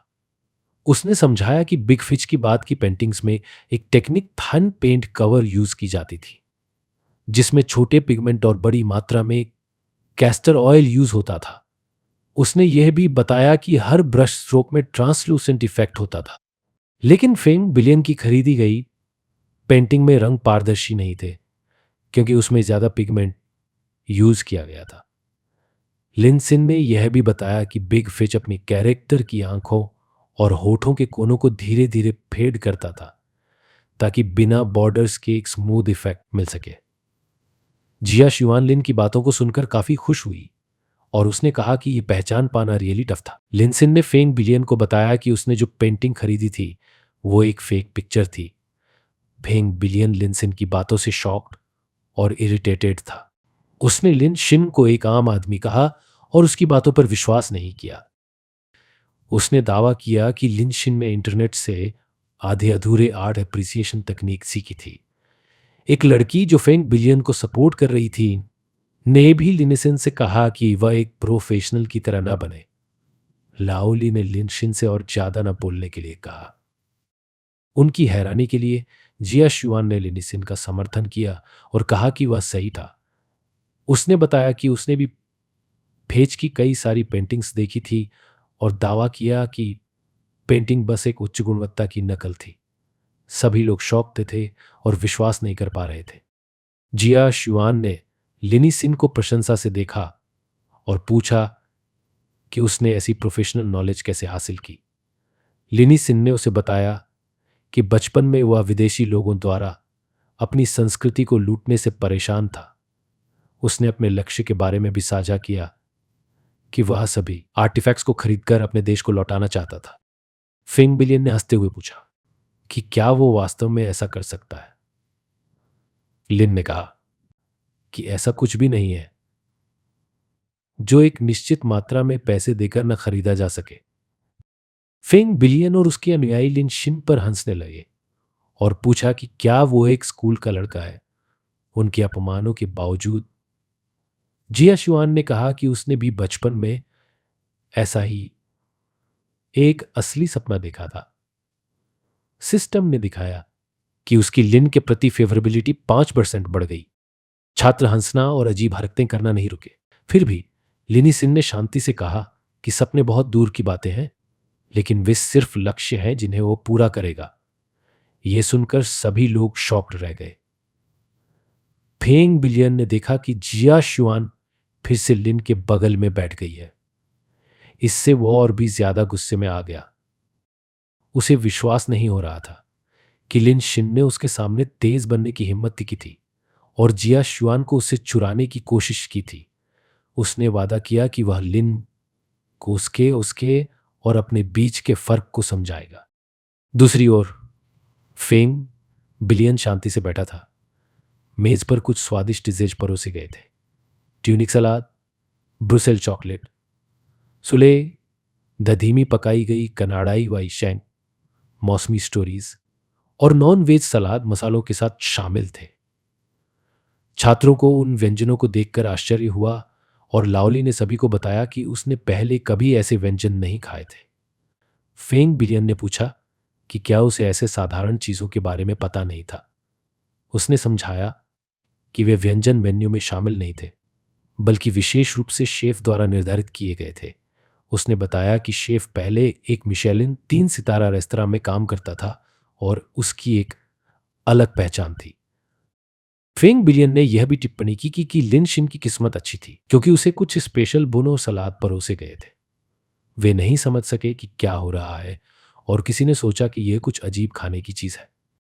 लिन शिन ने जब उस बुन का एक बाइट लिया तो उसे एहसास हुआ कि यह साधारण स्टीम से पकी बुन और स्क्वैश थी। यह कोई आश्चर्य की बात नहीं थी, क्योंकि उसने पहले से ही अनुमान लगाया था कि फेंग बिलियन उसे परेशान करने की कोशिश करेगा। फेंग बिलियन लगातार पूछता रहा कि उन स्टीम से पकी बुन का स्वाद कैसा था। अगर लिन को स्वाद पसंद नहीं आया तो उसने किसी को यह डिश वापस लेने के लिए आदेश देने की पेशकश की और शेफ से दूसरी डिश बनाने को कहा। फिर उसने बताया कि शेफ ने कितनी बारीकी से खाना बनाया और कोई डिश 1 से 2 घंटे में नहीं बनाई जा सकती। पर प्लेयर वाली गर्ल ने कमेंट किया कि इतनी देर इंतजार करना उस शेफ द्वारा बनाई गई एक डेलीकेसी के लायक होगा। फेंग बिलियन ने कहा कि अगर वे इंतजार नहीं करेंगे तो खाली पेट कराओके कॉन्सर्ट अच्छा नहीं होगा। लड़की उत्साहित हो गई और पूछा कि क्या उसने बाद में गाने की योजना बनाई है। जबकि फेंग बिलियन उस बातचीत में व्यस्त था, अचानक उसने देखा कि लिन शिन और जिया शुआन व्यस्त थे। इससे उसे जलन और शौक दोनों हुए। लिन सिन जिया शुआन को बता रहा था कि सोने के मास्क के दोनों ओर के पैटर्न कितने खूबसूरत हैं और वे मास्क के चुर्रियों को खत्म करने का कार्य करते हैं। उसने प्राचीन की बुद्धिमत्ता की सराहना की। जिया शुआन लिन की क्षमताओं से प्रभावित हुई और उसकी फेवरेबिलिटी 2% बढ़ गई। उसने कहा कि लिन शिन के पास जो प्रोफेशनल नॉलेज है वो उसके टीचर के समान है। उसने वादा किया कि अगली बार उसे अपने मास्टर के साथ मिलवाने के लिए इनवाइट करेगी। फेंग बिलियन को उस चल रही केमिस्ट्री को देखकर जोकर जैसा महसूस हुआ। लिनिसिन ने देखा कि उसके फोन पर एक नोटिफिकेशन आया जिसमें लिखा था कि उसे मिस्टर चू द्वारा यान जांग प्रिंस की बेटी के ग्रुप में शामिल होने के लिए आमंत्रित किया गया था। उसे याद आया कि मिस्टर चू ने उसे पिछली रात उस अमीर दूसरी पीढ़ी के ग्रुप के बारे में बताया था। उसने ग्रुप में शामिल होकर उन मैसेजेस को पढ़ना शुरू किया। मेंबर्स ये देखकर बहुत खुश थे कि मिस्टर चू ने मिस्टर चेन को उस ग्रुप में लाए। किसी ने उस पर डाउट किया, लेकिन दूसरों ने बताया कि मिस्टर चेन ने पिछली रात चाओ चाओ को एक 30 मिलियन वर्थ की भेंट की थी। लिन उन मैसेजेस को पढ़ रहा था और सोच रहा था कि क्या एक नए मेंबर के लिए ग्रीटिंग गिफ्ट्स भेजना बेहतर होगा, पर क्योंकि काउंटर अटैक पुरुषों पर इस्तेमाल नहीं किया जा सकता था, उसने ग्रुप में एक लड़की देखी जो ठीक लग रही थी। एक मेंबर जिसने पहले मिस्टर चेन पर संदेह किया था, उसने अपने व्यवहार के लिए भी माफी मांगी। जबकि सभी लोग मिस्टर चेन का धन्यवाद कर रहे थे, एक प्रोफाइल जिसका नाम हाई प्रोफाइल प्रिंस था ने उसे मेरिन आने का इनविटेशन दिया। मिस्टर चेन ने कहा कि वह पहले से ही वहां था और कुछ अन्य मेंबर्स भी वहां जाने के लिए तैयार थे। हाई प्रोफाइल प्रिंस वास्तव में फेंग बिलियन था। उसने मिस्टर चेन को मैसेज किया और अपने आप को मेरिडियन फेंग बिलियन का यंग मास्टर बताया।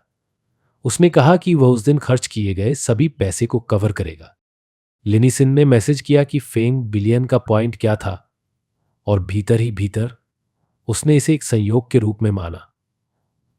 फेंग बिलियन ने कहा कि पैसे का हमेशा स्वागत है और अपनी मेहमानदारी का इरादा व्यक्त किया।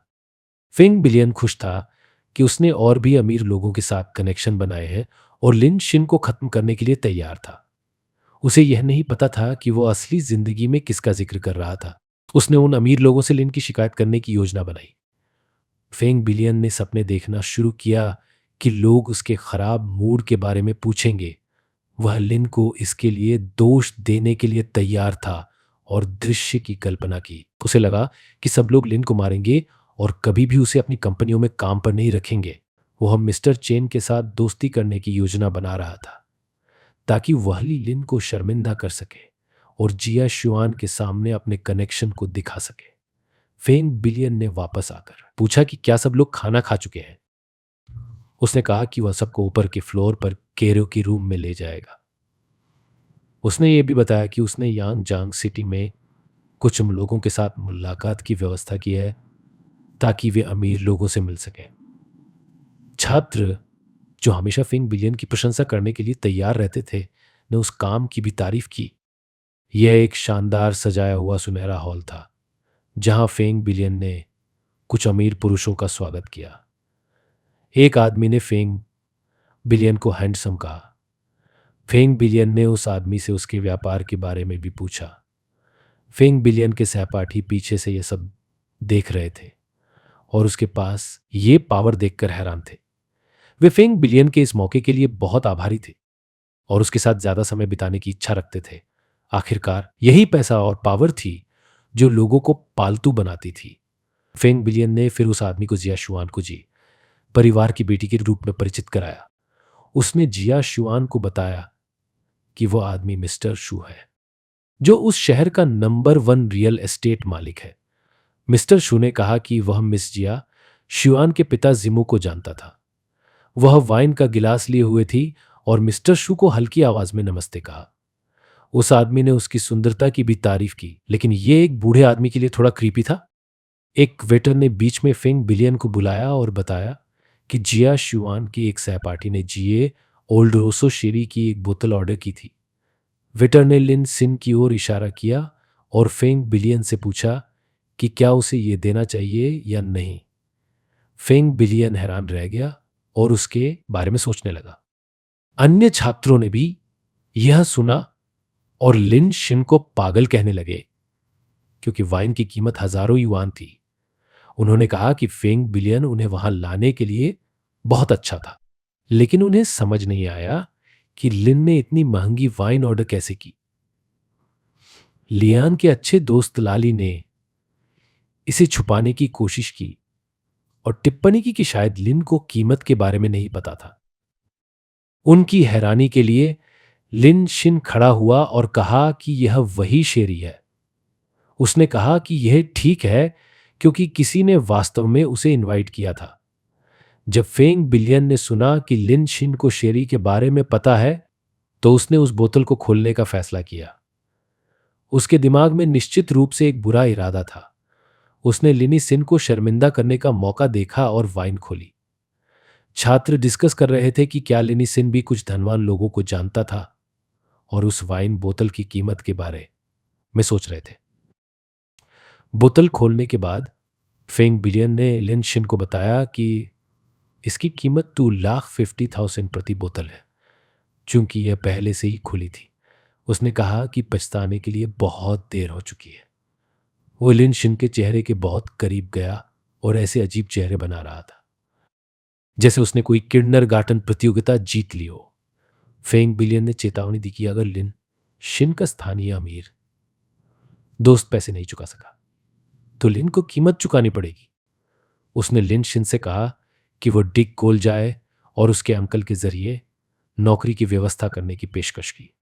लिन शिन ने शांति से कहा कि उसे वाइन के बारे में समझ नहीं आया और सोचा कि वो वाइन को उनके लंबे नामों के समान महंगा क्यों समझता है। फेंग बिलियन ने कहा कि लिन शिन तब बहुत हैंडसम लग रहा था जब वह दिखावा कर रहा था, और उससे कहा कि बाद में भुगतान करने में संकोच न करे। फेंग बिलियन फिर अमीर लोगों की भीड़ की ओर बढ़ा और मिस्टर चेन के बारे में पूछा। किसी ने सबको बताया कि मिस्टर चेन ने ग्रुप में बताया है कि वो भी गोल्डन हॉल में ही थे। अचानक दरवाजे पर एक आदमी देखा गया और सबने उसे मिस्टर चेन समझा। उनकी निराशा में यह प्रेसिडेंट मिस्टर चू थे।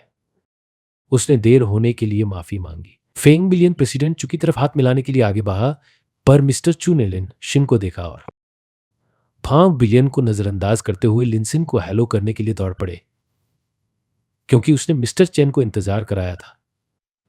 इसलिए उसने उसे 3 ड्रिंक्स ऑफर करने का वादा किया। सबने लिन शिन की ओर सिर घुमाया और सोचा कि क्या वो वास्तव में मिस्टर चेन है। वे हैरान रह गए और चिल्लाने लगे। सिर्फ जिया शुआन क्लूलेस थी, क्योंकि उसने गॉसिप न्यूज नहीं पढ़ी थी। फेंग बिलियन को यह जानकर डर लग रहा था और लगभग चिल्ला पड़ा। लिन ने कहा कि वो ही मिस्टर चेन है। अन्य दूसरे पीढ़ी के अमीर बच्चों ने लिन शिन की खूबसूरती और युवा उम्र की तारीफ की। एक व्यक्ति ने यहां तक पूछा कि क्या मिस्टर चेन की कोई गर्लफ्रेंड है, और चाहता था कि मिस्टर चेन को अपनी बहन से मिलवाए। लिन के सहपाठी इससे ज्यादा हैरान थे और उनके मुंह खुले रह गए। पिंक हेयर वाली लड़की ने पूछा कि क्या लिनिसन इतना अमीर है। दूसरे लड़के ने कमेंट किया कि कैसे अन्य अमीर लोग लिन के सामने पालतू कुत्तों की तरह व्यवहार कर रहे थे। फेंग बिलियन अभी भी विश्वास नहीं कर रहा था और सभी को चिल्लाते बताया कि लिन उन लोगों को धोखा दे रहा है। उसने दावा किया कि वह लिन शिन के माता पिता को जानता है और कहा कि वे सुपर गरीब हैं। उसे लिन शिन को मिस्टर चेन मानने में विश्वास नहीं किया। प्रेसिडेंट चू फेंग बिलियन के व्यवहार से थक चुके थे और उसे डांटने लगे। उन्होंने फेंग बिलियन का अपमान किया और उसे चुप रहने के लिए कहा। मिस्टर चू ने फेंग बिलियन को सबसे खराब व्यक्ति बताया, जिसकी शिक्षा और क्षमता सबसे कम थी। मिस्टर चू ने कहा कि फेंग बिलियन केवल हर महीने अपने माता पिता द्वारा दिए गए पैसे को बर्बाद करता है और इसे एक विफल निवेश कहा। उसने कहा कि स्टॉक्स पैसे खो रहे थे और इसे अपने समूह के लिए एक शर्मिंदगी माना। उसने पूछा कि फेंग बिलियन ने बिना किसी क्षमता के मिस्टर चेन को कैसे अपमानित किया और डांटा। प्रेसिडेंट चू बहुत गुस्से में थे और उन्होंने लगातार फेंग बिलियन के बारे में बुरी बातें की। लिन उस शो का मजा ले रहा था, हाथ में एक वाइन का गिलास था। चू ने सभी से फेंग बिलियन को प्रिंस और प्रिंसेस के समूह से बाहर निकालने के लिए कहा। फेंग बिलियन डर के मारे अपने पैरों को हिलाते हुए बेताब हो रहा था। उसने मिस्टर चू से ऐसा न करने के लिए कहा। लिन शिन ने गर्व से अपना गिलास उठाया और कहा कि यह ठीक नहीं है, क्योंकि फेंग बिलियन ने उस दिन उसके खर्चों को उठाने का वादा किया था। लिन शिन ने फिर बारटेंडर से सभी दर्शकों को सबसे महंगी वाइन बांटने के लिए कहा। उसने सभी से कहा कि जब तक वे संतुष्ट न हो तब तक पिए। सभी ने यह सुनकर खुशी से लिन की तारीफ की और मिस्टर चेन का धन्यवाद किया। फेंग बिलियन जमीन पर लेटा हुआ था, इसकी लागत और अपने भविष्य का एहसास करते हुए। पार्टी के खत्म होने के बाद सभी जाने के लिए तैयार थे। उन्होंने लिन शिन का धन्यवाद किया कि उन्होंने उन्हें आमंत्रित किया और फिर मिलने की इच्छा व्यक्त की। एक आदमी एक लंबे भव्य कार के साथ जिया शिवान का इंतजार कर रहा था। उसने सबको अलविदा कहा और सबसे पहले चली गई। यह एक स्पेशल रोल्स रॉयस थी और सहपाठियों ने व्यक्त किया कि वे कितने जलते थे। लाओली ने कमेंट किया कि जिया शिवान हमेशा विनम्र रहती है, भले ही वे कितनी अमीर हो। वीडियो को लाइक करें और चैनल को सब्सक्राइब करें। अगर आप इस वीडियो का अगला पार्ट चाहते हैं तो कमेंट में नेक्स्ट पार्ट लिखें।